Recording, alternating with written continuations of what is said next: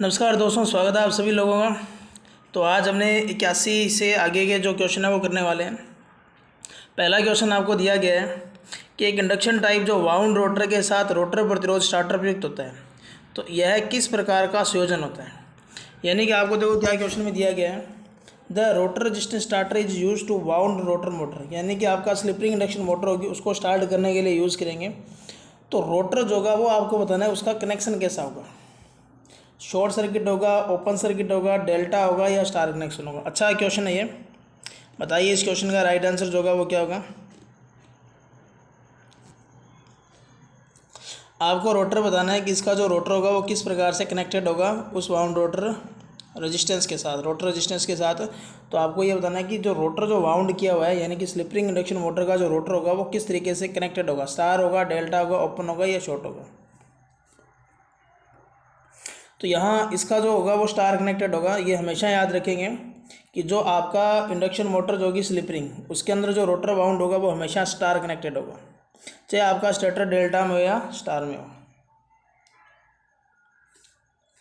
अगला क्वेश्चन देखो, आपको क्या दिया गया है कि विद्युत चुंबक का फ्लक्स किसके द्वारा बढ़ाया जा सकता है।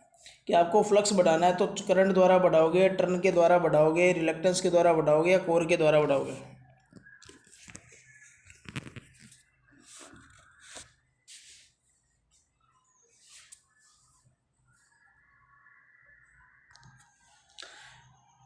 इस क्वेश्चन का आंसर बताइए क्या रहेगा कि इलेक्ट्रोमैग्नेट जो होगा उसके अंदर जो फ्लक्स की मात्रा कैसे बढ़ाई जा सकती है।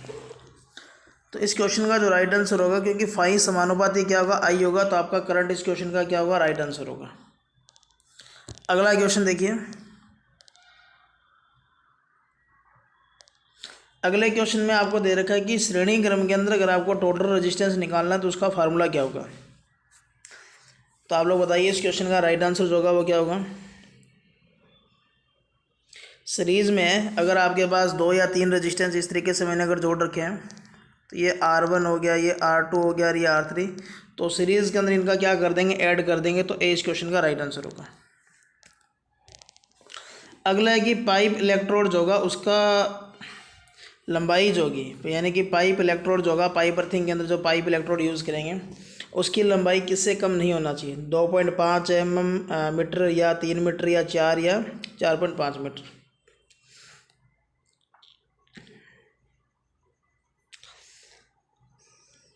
तो यहाँ इस क्वेश्चन का जो राइट आंसर होगा वो 2.5 मीटर होना चाहिए कम से कम इलेक्ट्रोड की जो लेंथ होगी। अगला क्वेश्चन देखिए कि प्लेट भू संपर्कन में 2 भू इलेक्ट्रोडों के मध्य दूरी कम नहीं होनी चाहिए। मतलब आप लोग अर्थिंग का रेजिस्टेंस कम करोगे तो 2 आपके पास प्लेटों की यूज़ करोगे, मतलब डबल अर्थिंग यूज़ करोगे। तो यहाँ जो इलेक्ट्रोड जो होंगे इनके बीच की जो दूरी किससे कम नहीं होनी चाहिए। तो 6 मीटर होगा, 8 मीटर होगा, 12 मीटर होगा या 20 मीटर होगा। तो इस क्वेश्चन का आंसर बताइए कि 2 अर्थिंग की जो प्लेटें जो होगी उनके बीच की जो दूरी जो होगी वो किससे कम नहीं होना चाहिए, 6 मीटर, 8 मीटर, 12 या 20 मीटर। तो इसका जो राइट आंसर होगा वो होगा 8 मीटर। तो 8 मीटर से कम नहीं होना चाहिए। अगला क्वेश्चन देखिए,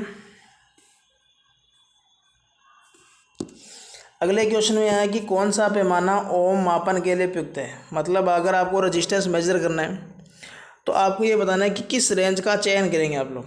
और ये अलग अलग रेंज आपने देखा होगा, जो अपना मल्टीमीटर जो होता है उसके ऊपर लिखा होता है।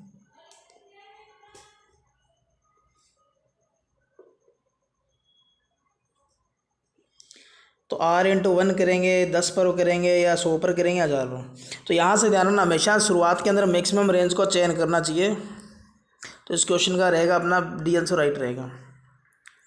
अगला क्वेश्चन देखिए, अगला दे रखा है कि आपको ये बताना है कि which instrument is use to measuring DC ripple voltage.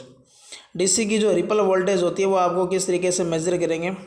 DC voltmeter के द्वारा मेजर करोगे, एसी वोल्टमीटर के द्वारा करोगे, ऑसिलोस्कोप से करोगे या वैक्यूम ट्यूब वोल्टमीटर से करोगे।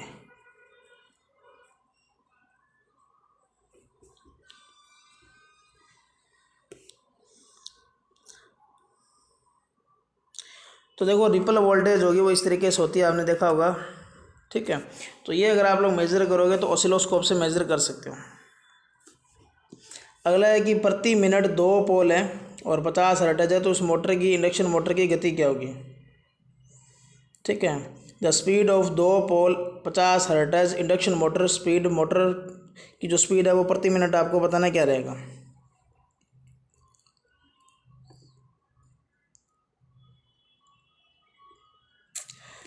तो इस क्वेश्चन के अंदर आप लोग क्या करेंगे, n बराबर 120, अफ का मान दे रखा है 50 बटा में क्या करेंगे, पोल लगाएंगे, तो पोल लगाएंगे 2, इसको गुणा करेंगे तो आएगा 3000। लेकिन आपको इंडक्शन मोटर दे रखा है तो आप लोग 3000 नहीं कर पाओगे, क्योंकि अगर सिंक्रोनस मोटर देता तो आप लोग 3 करते। और नहीं, इस क्वेश्चन के अंदर आपको सिंक्रोनस गति पूछा है, तो आपको इंडक्शन मोटर की गति पूछा है, तो आप लोग जो कर सकते हो वो ये कर सकते हो। ठीक है, 2880, तो लगभग ये आपका जो होगा ये 4% स्लिप पर ये इतनी गति आएगी। तो इस क्वेश्चन का जो राइट आंसर होगा वो डी होगा। अगर ये सिंक्रोनस मोटर होती तो आप लोग 3000 इसका क्या करते, राइट आंसर करते। अगला क्वेश्चन है कि जो बैटरी है उसको चार्ज करने के लिए किस जनरेटर का यूज़ करेंगे, शंट का करेंगे, सीरीज का करेंगे, या कंपाउंड का करेंगे, सभी का कर सकते हैं। तो इस क्वेश्चन का आंसर दीजिए क्या रहेगा। तो बैटरी को चार्ज करना तो उसकी वोल्टेज चेंज नहीं होना चाहिए, तो आप लोग डीसी शंट मोटर का, डीसी शंट जनरेटर जो होगा उसका यूज़ करेंगे। तो इस क्वेश्चन का ए राइट आंसर होगा। अगला क्वेश्चन आपको दे रखा है कि capacitor are use to increase the, यानी कि कैपेसिटर जो होगा उसको किस चीज़ को बढ़ाने के लिए यूज़ किया जाता है, फ्रिक्वेंसी को, पावर फैक्टर को, पावर को, या वोल्टेज को।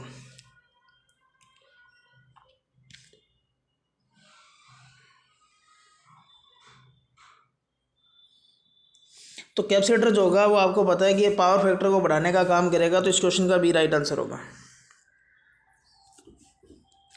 अगला दे रखा है कि डीसी शंट मोटर जो होगी उसकी गति कैसी होगी, वेरिएबल होगी, कांस्टेंट होगी, या लोड पर डिपेंड करेगी, या सभी बातों पर डिपेंड करेगी।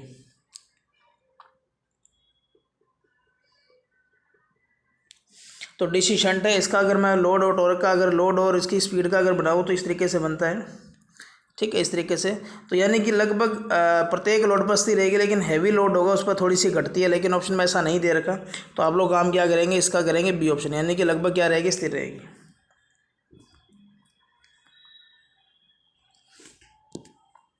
अगला है 15 वाट है और 230 वोल्ट है, और एक दूसरा 60 वाट है और 230 वोल्ट है, और दोनों को 230 वोल्ट की आपूर्ति के साथ जोड़ा गया इस तरीके से। ये एक लैंप यहाँ 15 वाट का है, दूसरा 60 वाट का है, और दोनों की वोल्टेज रेटिंग है वो 230 है, और यहाँ भी आपने क्या कर दिया, 230 वोल्ट।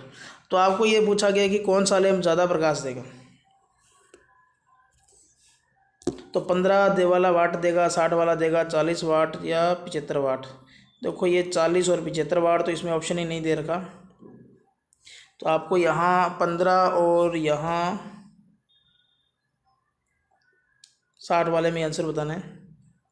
तो देखो 15 वाट वाला जो वो जो अपना लैंप होगा उसका रेजिस्टेंस क्या होगा, कम होगा, और 60 वाले का क्या होगा, ज़्यादा। तो सीरीज के अंदर जिसका रेजिस्टेंस ज़्यादा होगा वो वोल्टता ड्रॉप ज़्यादा करेगा, इस वजह से 15 वाट आपका राइट आंसर होगा। अगला क्वेश्चन है कि जब पावर फैक्टर मीटर जो होगा आपूर्ति के साथ जुड़ा नहीं होगा तो पावर फैक्टर मीटर का पॉइंटर क्या दर्शाएगा। अच्छा क्वेश्चन है, देखो 1 होगा, 2 होगा, 0 हो गया, अप्रोक्स सभी होगा। तो पावर फैक्टर मीटर इस तरीके से आपने देखा होगा, यहाँ 1 लिखा होगा, यहाँ लैगिंग लिखा होगा, और यहाँ लीडिंग लिखा होता है।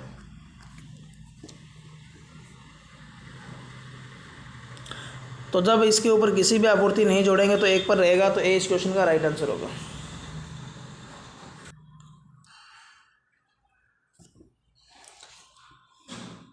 अगला क्वेश्चन है कि यदि सिरोपरी वायर की दूरी बढ़ाई जाती है तो इसमें किस में बढ़ोतरी होगी। आवर हेड लाइन है आपके पास, ठीक है, इनकी अगर लेंथ बढ़ती है तो आपको ये बताना है इनमें से किस चीज़ में वृद्धि होगी। कैपेसिटेंस, धारिता वृद्धि होगी, प्रतिरोध होगा, प्रेरण होगा, या अप्रोक्स सभी के अंदर हो जाएगी।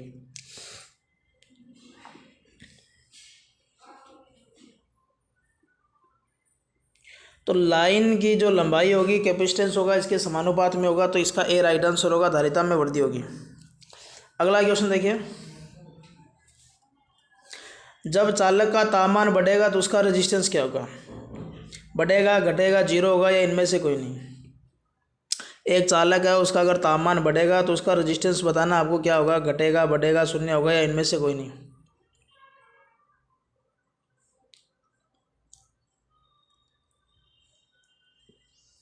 तो यहाँ इस क्वेश्चन का जो राइट आंसर होगा, जब टेम्परेचर बढ़ेगा तो उसका प्रतिरोध क्या होगा, बढ़ता है, क्योंकि इसका टेम्परेचर कोफिशिएंट क्या होगा, पीटीसी, यानी कि पॉजिटिव होगा। तो इस क्वेश्चन का ए राइट आंसर होगा। अगला दे रखिए, क्या दे रखे हैं कि एक निम्न प्रतिरोध को कनेक्ट करने पर एक चल कुंडी गैल्वेनोमीटर को एक एम्पीयर में परिवर्तित किया जा सकता है। मतलब अगर आपके पास एक गैल्वेनोमीटर है और उसको अगर आप लोग एम्पीयर बनाओगे तो आपको ये बताना है कि क्या चीज़ करेंगे। जो प्रतिरोध होगा निम्न मान का वो श्रेणी में जोड़ेंगे या समांतर में, या दोनों भी कर सकते हैं। तो इस क्वेश्चन का जो राइट आंसर होगा वो समांतर में जोड़ना पड़ेगा, जिसको अपने क्या बोलेंगे, शंट। तो ए इस क्वेश्चन का राइट आंसर होगा।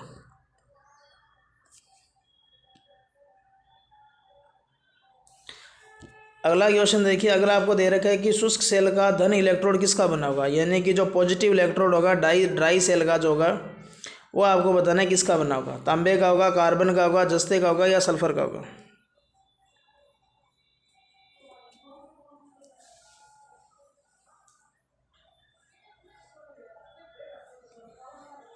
तो आपको पता है कि जिस सेल का दूसरा नाम है कार्बन जस्ता, तो पहला जो आपको बता रहा है वो पॉजिटिव छड़ का बता रहा है तो कार्बन होगा, और नेगेटिव अगर पूछ लेता तो ये किसका होगा, जस्ते का होगा। देखो, क्लास को लाइक और शेयर करने का काम करते रहिए। क्लास को लाइक शेयर जरूर करेंगे सभी स्टूडेंट। और जैसा कि मैंने आपको बताया, बहुत ही जल्द ऐप पर काम चल रहा है अपना, तो ऐप आ जाएगा तो आप लोगों के लिए एक अच्छी खबर होगी। अगला क्वेश्चन देखिए, आपको दे रखा है कि भारत के अंदर जो सामान्यतः जनरेटिंग वोल्टेज कितनी है, 440 होगा, 11,000 होगा या 33,000 होगा।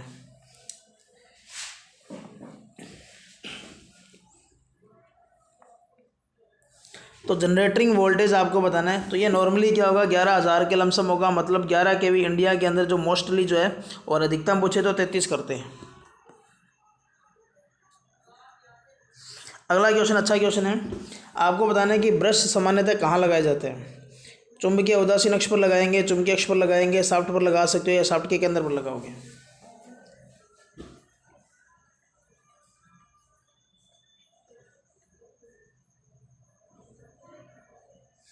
तो यहाँ हमेशा जो ब्रश होंगे वो MNA पर होंगे। मतलब MNA मतलब चुंबकीय उदासीन अक्ष। तो ए इस क्वेश्चन का राइट आंसर होगा। अगला क्वेश्चन देखिए कि जो DC जनरेटर जो होगा उसमें जो बैक ईएमएफ जो बनता है वो किसके समानुपात में होगा। तो यहाँ बैक टॉर्क आपसे पूछा गया है, तो यहाँ जनरेटर नहीं, यहाँ मोटर होना चाहिए था, और यहाँ टॉर्क का आपको पूछेगा ये। तो टॉर्क जो होगा आपको पता होगा T समानुपाती फाई IA होगा। तो ये फील्ड का फ्लक्स होगा, ये आर्मेचर की धारा होगी। तो यहाँ आपको आर्मेचर की धारा करना पड़ेगा। तो 20 क्वेश्चन का राइट आंसर होगा। अगला क्वेश्चन देखो, अगला क्वेश्चन है कि जब किसी चालक में ऊष्मा उत्पन्न होती है तो किस नियम का पालन होगा। मतलब अगर अपने पास कोई कंडक्टर है, अगर वो हीट उत्पन्न कर रहा है तो आपको ये बताना है कि वो किस नियम का पालन करेगा। एम्पियर का करेगा, जूल का करेगा, या लेंस का करेगा, या न्यूटन का करेगा।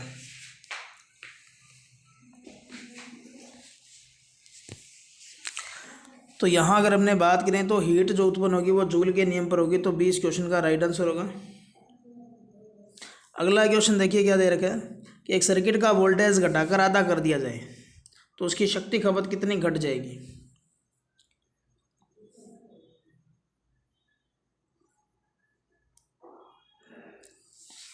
तो बताइए, 25 होगा, 100 होगा, 50 होगा या 75 होगा। तो पावर जो होगी P बराबर क्या होगा, 20 क्या होगा, R होगा। वोल्टेज मैंने आधा कर दिया, मतलब 1/4, और परसेंटेज में चेंज करूँगा तो कितना आएगा, 100। यानी कि यहाँ अगर मैं बात करूँ तो 25% तो रह जाएगी, लेकिन क्वेश्चन में आपको पूछा कितनी घट जाएगी। तो घटने वाली जो होगी वो 75% क्या होगी, घट जाएगी।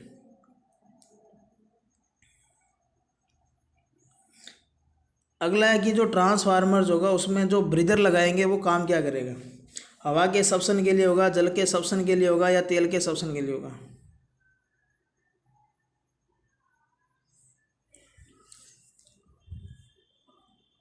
तो देखो, ब्रीदर काम क्या करेगा, जो नमी जो होगा उसको अलग करेगा। तो हवा के सक्शन के लिए होगा। तो इस क्वेश्चन का ए राइट आंसर होगा। क्लास के अंदर आप लोग सभी क्लास को लाइक करेंगे यार, और शेयर जरूर करेंगे। क्लास एंड होने के बाद और भी कर सकते हो। ओम का नियम देखो क्या दर्शाता है कि किसी बंद सर्किट में धारा वोल्टेज के समानुपाती होती है बशर्ते परिस्थिति स्थिर है। अच्छा क्वेश्चन है, आपको इसकी डेफिनेशन पता होना चाहिए ओम के नियम के अनुसार। उसमें है भौतिक, विद्युतीय, यांत्रिक। बताइए इस क्वेश्चन का राइट आंसर क्या होगा।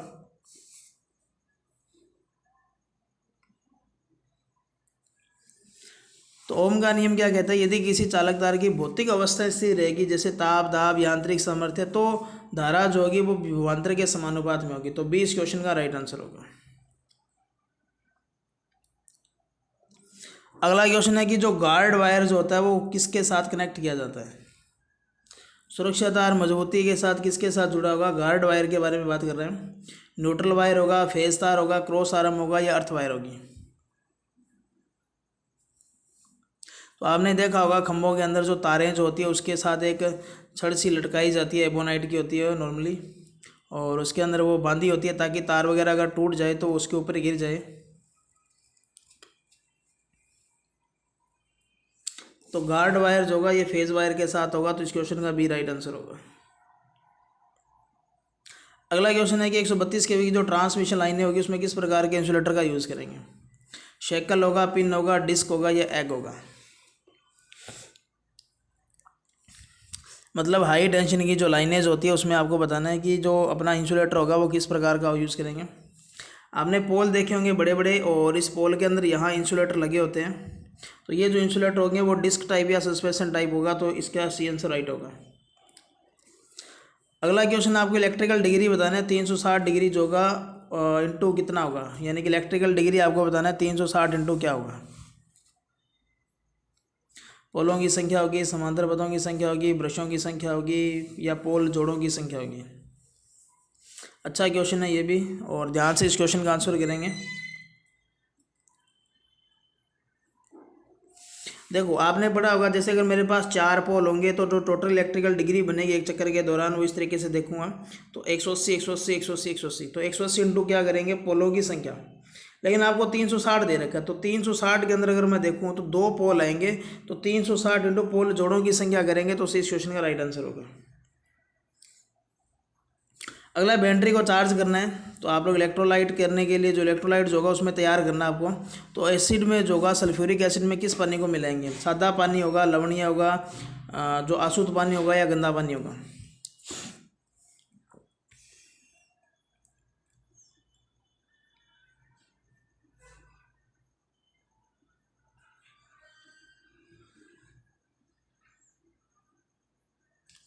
तो यहाँ जो इलेक्ट्रोलाइट जो होगा उसमें जो मिलाएंगे वो हमेशा आंसू जल को मिलाया जाता है, इसकी जो पीएच वैल्यू जो होगी वो कितनी होगी, वो 1 होगी। अगला देखो क्या दे रखा है, एक 6 पोल की जो मशीन है वो 50 हर्ट्ज इंडक्शन मोटर है, वो पूर्ण भार गति 960 आरपीएम है। यदि अर्ध भार पर उसकी गति क्या होगी। बहुत ही अच्छा क्वेश्चन है ये। 480 होगी, 940 होगा, 980 होगा या 1000 होगा। बहुत ही अच्छा क्वेश्चन है, बताइए इस क्वेश्चन का राइट आंसर क्या होगा। देखते हैं इस क्वेश्चन का आंसर कौन सही देता है।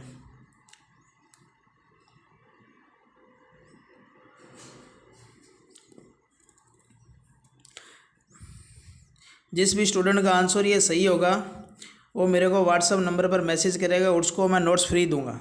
इस क्वेश्चन का जो भी स्टूडेंट आंसर सही देगा उसके जो क्लास नोट्स होंगे उसको वो फ्री मिलेंगे। तो इस क्वेश्चन का आंसर दीजिए क्या रहेगा। तो लगभग आप लोगों ने दे दिया होगा। अब मैं आपका इसका क्वेश्चन का आंसर देने जा रहा हूँ और इसका बताऊँगा इसका राइट आंसर क्या होगा। तो देखो यहाँ अगर अपने काम किया है तो सबसे पहले अपने को स्लिप निकालनी पड़ेगी। अगर 6 पोलर 50 हर्ट्ज है तो आपकी जो सिंक्रोनस गति आएगी वो 1000 आएगी, और 960 आरपीएम है। तो इसकी अगर मैं स्लिप निकाल के देखूंगा तो ये जो आएगी स्लिप आएगी 4%। स्लिप आएगी 4%। अगर मैं लोड को आधा करूँगा जो स्लिप होगी वो भी क्या हो जाएगी, आधी हो जाएगी। इसका मतलब स्लिप कितनी होगी, 2%। तो 1000 का 2% निकालेंगे तो कितना आएगा, 20। इसका मतलब 1000 आरपीएम आपकी स्पीड होगी तो उसमें 20 स्लिप गति हो जाएगी, और बचेगा कितना, 980। तो जिस भी स्टूडेंट ने 980 करेक्ट आंसर दिया होगा वो मेरे को जो आपको व्हाट्सअप नंबर दे रहेगा उस नंबर पर मेरे को मैसेज करेगा, और उसका स्क्रीनशॉट लेकर ज़रूर सेंड करेगा मेरे से आंसर देने से पहले, और उसको नोट्स जो होगा वो फ्री दिया जाएगा। अगला क्वेश्चन देखिए, इनमें से किस उपकरण में एसी और डीसी के समान अंशांकन होता है। कैलिब्रेशन आपको बताना है किसके अंदर जो होगा वो सेम होगा, एसी और डीसी दोनों के लिए।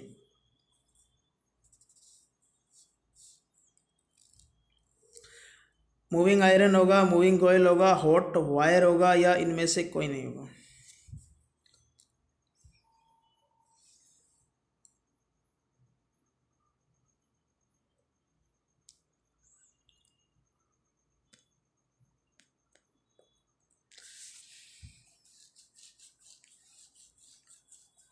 तो यहाँ इस क्वेश्चन का हॉट वायर होगा, या इसके अलावा अगर बात करूँ तो डायनमो टाइप जो वाट मीटर होगा या एम्पीयर मीटर होगा उसके भी ये सेम सिस्टम होगा। तो इस क्वेश्चन का सी रहेगा। अगला देखिए, अगला दे रखा है कि जो उच्च आवर्ती ट्रांसफार्मर के लिए किस प्रकार की कोर का यूज़ करेंगे। जो हाई फ्रिक्वेंसी ट्रांसफार्मर होगा उसमें आपको बताना है, तो वायु कोर होगा, बंद लोहा कोर होगा, खुला कोर होगा या एल्यूमिनियम कोर होगा।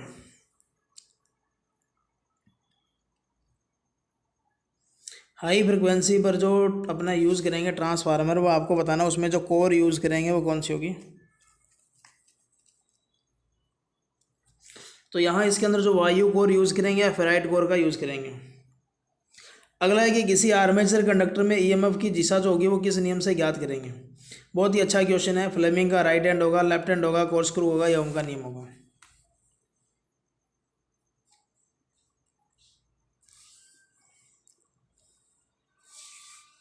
तो यहाँ जो अपने यूज़ करेंगे फ्लेमिंग का राइट हैंड का रूल यूज़ करेंगे, तो 20 क्वेश्चन का राइट आंसर होगा। अगला क्वेश्चन है कि जो कंड्यूट पाइप होगी उसकी जो बेंडिंग त्रिज्या होगी वो कितनी होनी चाहिए। 9 सेंटीमीटर, 7.5 सेंटीमीटर और 6 सेंटीमीटर या 5 सेंटीमीटर। ये भी क्वेश्चन काफ़ी इंपॉर्टेंट है। तो अपने पास 7 क्वेश्चन हो रहे हैं। तो सभी स्टूडेंट क्लास को लाइक करेंगे, शेयर करेंगे, और जिस भी स्टूडेंट ने इस क्वेश्चन का आंसर ज़रूर सही दिया है वो मैसेज ज़रूर करेगा, उसका स्क्रीनशॉट भी सेंड करेगा। तो यहाँ इस क्वेश्चन का राइट आंसर क्या होगा, बी होगा। अगला आपको बताना है कि जो मेटल जो कंड्यूट पाइपेज होती है, लोहे की होगी या किसी और की होगी, तो उसको जंग रोधी करना है तो उसको किस चीज़ का लेपन करेंगे। गैल्वेनाइजिंग करेंगे, वार्निश लगाओगे या तेल लगाओगे या उसको एडेसिव टेप लगाओगे। तो इसके अंदर जो काम करेंगे वो करेंगे गैल्वेनाइजिंग, और जस्ते का लेपन होता ही है, और इस क्रिया को यस्द लेपन भी कहा जाता है। तो ये थोड़ा सा याद रखेंगे। अगला डीसी जनरेटर के अंदर अगर अब सिंप्लेक्स वेव वाइंडिंग होगा तो उसमें समांतर पथों की संख्या कितनी होगी। 6 होगी, 4 होगी, 2 होगी या 1 होगी।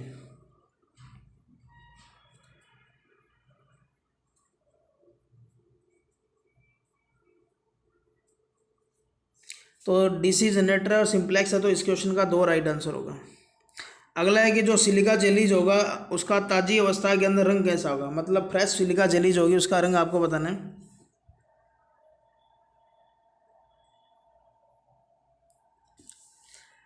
तो सिलिका जेली जो शुरू के अंदर होगी उसका जो रंग होगा वो नीला होगा, सफ़ेद होगा, हरा होगा या बैंगनी होगा। तो इस क्वेश्चन का नीला करेंगे, तो इस क्वेश्चन का ए राइट आंसर होगा।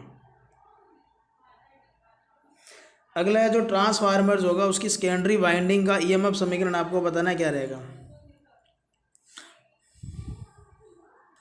और यहाँ ये थीटा नहीं होगा, इसको फाई लिखेंगे।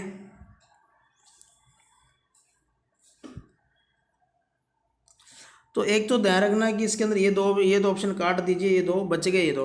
अब आपको ध्यान होना चाहिए 4.44 फाई एफ एन होगा, तो यानी कि डी आंसर राइट होगा। अगला है कि यूनिवर्सल मोटर डिस्क किस प्रकार के मशीन के सिद्धांत के अनुसार कार्य करती है।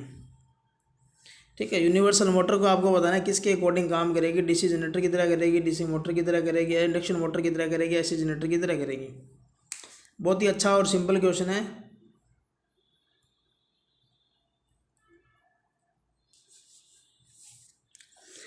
तो डीसी जो अपने बात करें, डीसी जो मोटर जो होगी, यूनिवर्सल मोटर होगी, उसकी स्ट्रक्चर जो होगी वो डीसी मोटर के समान होगी, मतलब उसकी तरह काम करेगी, और ये सीरीज मोटर की तरह करेगी। अगर बाई चांस पूछ भी लिया जाए तो इस क्वेश्चन का बी राइट आंसर होगा।